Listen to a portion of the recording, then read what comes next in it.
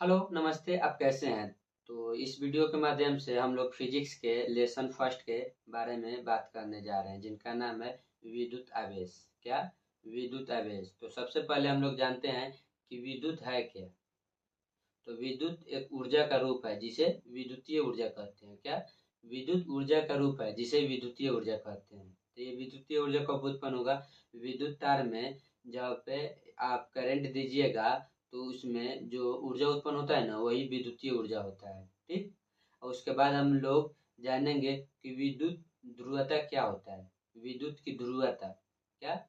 विद्युत की ध्रुवता, पोलैरिटी ऑफ चार्ज। तो सबसे पहले इसका डिफिनेशन के बारे में हम लोग जानते हैं। तो वह गुण। क्या? वह गुण जो दो प्रकार के आवेशों में भेद उत्पन्न करता है। क्या? पोलैरिटी ऑफ चार्ज के डिफिनेशन है, वह गुण जो दो प्रकार के आवेशों में भेद उत्पन्न करता है, उसे कहते हैं विद्युत ध्रुवता। तो विद्युत ध्रुवता के भी आप एक डिफिनेशन जान गए। तो विद्युत ध्रुवता कितने प्रकार के होते हैं ये भी आप जानिएगा। तो विद्युत ध्रुवता तीन प्रकार के होते हैं। कितने? तीन। तो तो ये तीनों को हम लोग विस्तार रूप से डिफिनेशन देने जा रहे हैं, जिनका नाम है प्रेरण विद्युत। क्या? प्रेरण विधि। प्रेरण विधि, उसके बाद घर्षण विधि और चालन विधि। तीनों के आप नाम जान गए। कौन कौन? प्रेरण विधि, घर्षण विधि और चालन विधि। तो सबसे पहले हम लोग जानेंगे कि प्रेरण विधि। कि प्रेरण विधि में आवेश क्या होता है, मतलब कैसे आवेशित होता है, प्रेरण विधि द्वारा आवेशित कैसे होता है, इसके बारे में हम लोग जानिए। तो सबसे पहले एक आवेशित वस्तु और दूसरा का उदासीन वस्तु। क्या? एक आवेशित वस्तु, दूसरे उदासीन वस्तु, दो वस्तु रखें। तो एक आवेशित वस्तु को दूसरे उदासीन वस्तु के संपर्क में लाएं। संपर्क में नहीं लें, इस दोनों को अलग अलग रखें। मान लीजिए एक एक ये आवेशित वस्तु है, ये उदासीन वस्तु है। तो बिना संपर्क में लाए हुए ये आवेशित वस्तु उदासीन वस्तु को आवेशित करता है, उसे प्रेरण, उसी विधि को प्रेरण विधि कहते हैं। बिना संपर्क में लाए हुए उदासीन वस्तु को आवेशित करना, वही प्रेरण विधि कहलाता है।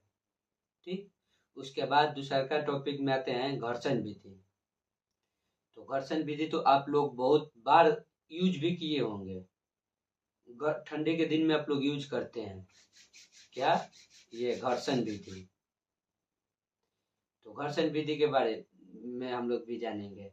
एक आवेशित वस्तु और दूसरे उदासीन वस्तु, दोनों को एक दूसरे के साथ घर्षण कराने पर उदासीन वस्तु पे आवेशित उत्पन्न होता है। क्या? आवेशित वस्तु से इलेक्ट्रॉन निकाल कर उदासीन वस्तु पर जाता है, उस विधि को घर्षण विधि कहते हैं। तो आप ये स्मूथली ये समझ लीजिए कि आवेशित वस्तु से इलेक्ट्रॉन उठकर उदासीन वस्तु पर चला जाता है, किसके माध्यम से? तो घर्षण के माध्यम से, वही घर्षण विधि कहलाता है। तो प्रेरण विधि जब समझ गए, घर्षण विधि भी समझ गए। और चालन विधि। चालन विधि में क्या होता है? एक आवेशित वस्तु, मान लीजिए ये आवेशित वस्तु है, ये उदासीन वस्तु है, ये दोनों को एक दूसरे के संपर्क में लाएं और उसके बाद हटा दिए। क्या? एक दूसरे के संपर्क में लाएं और हटा दिए। तो एक दूसरे के संपर्क में लाए और हटा दिए, तो उदासीन वस्तु पर उदासीन वस्तु पर आवेशित वस्तु से इलेक्ट्रॉन निकल कर उदासीन वस्तु पर चला जाता है। क्या? आवेशित वस्तु से इलेक्ट्रॉन निकाल कर उदासीन वस्तु पर चला जाता है। तो इस विधि को चालन विधि कहते हैं। क्या? इस विधि को चालन विधि कहते हैं। तो अब तीनों विधि के बारे में तो समझ गए।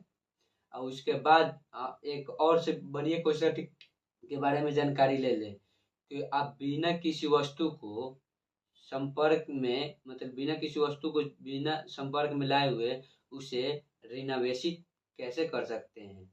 क्या? बिना किसी वस्तु को संपर्क में लाए हुए ऋणावेशित कैसे कर सकते हैं। यह एक और भी क्वेश्चन आ सकता है कि बिना किसी वस्तु को संपर्क में लाए हुए धनावेशित कैसे करते हैं। तो ये बहुत बढ़िया सवाल है। तो ये भी आप सवाल को बहुत आसानी से, बहुत आसानी से आप समझ जाएंगे इसी वीडियो के माध्यम से। ये वीडियो छोड़कर जाइएगा नहीं। तो सबसे पहले हम एक क्वेश्चन के जवाब देंगे, एक खुद अपना से ढूंढ लीजिएगा। अपना से ढूंढना नहीं है, दिमाग से कॉपी में लिख लेना है। तो हम लोग सबसे पहले एक उदासीन वस्तु को बिना संपर्क में लाए हुए ऋणावेशित करना है। धनावेशित के लिए आप लोग को होमवर्क है, ठीक। तो पहले हम क्या क्वेश्चन बोले हैं, उदासीन वस्तु को बिना संपर्क में लाए हुए ऋणावेशित करना है। तो ऋणावेशित करना है तो कैसे करेंगे, तो सबसे पहले एक उदासीन, तो उदासीन वस्तु में निगेटिव और पॉजिटिव दोनों होता है। क्या, अगर जो आप उदासीन वस्तु लाएं तो उसमें निगेटिव और पॉजिटिव दोनों चार्ज होता है, दोनों चार्ज होता है। तो ये मान लीजिए कि उदासीन वस्तु है, तो इसे एक सुचालक तार के माध्यम से क्या धरती में गाड़ देंगे, मतलब अर्थिंग जिसको हम लोग अर्थिंग बोलते हैं।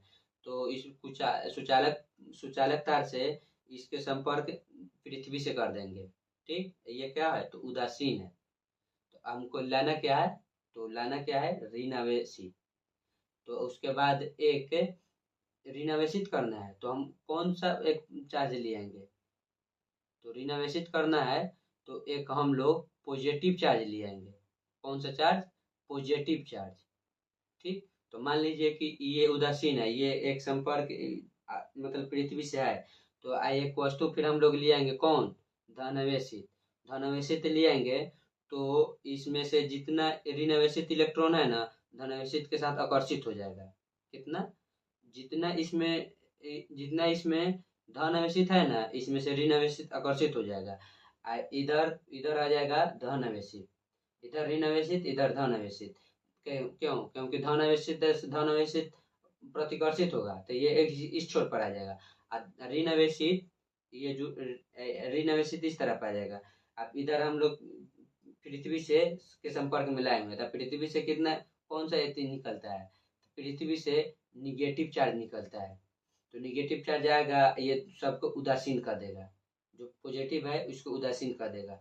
इसमें एक तरफ कौन सा चार्ज बच गया है, निगेटिव। और उसके बाद हम पृथ्वी की सतह से सुचालक तार को हटा देंगे। सुचालक तार को हटा दिए तो इसमें बचा कौन, तो केवल निगेटिव। और उसके बाद हटा देने पर ये पूरी सतह पर केवल निगेटिव चार्ज उत्पन्न हो जाएगा, ठीक। और उसके बाद एक और जो क्वेश्चन के सवाल आपको जो क्वेश्चन दिए हैं उसका आप लिख कर जो व्हाट्सएप नंबर है 7296055463 पे व्हाट्सएप कर दीजिएगा चेक करने के लिए। आप ईमानदारी से काम कीजिए, देखिए सबसे बेईमानी कीजिए, अपने आप से बेईमानी नहीं। जो आप काम करने पर उतर गए वो स्वयं करें, इससे कोई बेईमानी नहीं कीजिएगा। तो चलिए, इस वीडियो को देखने के लिए धन्यवाद।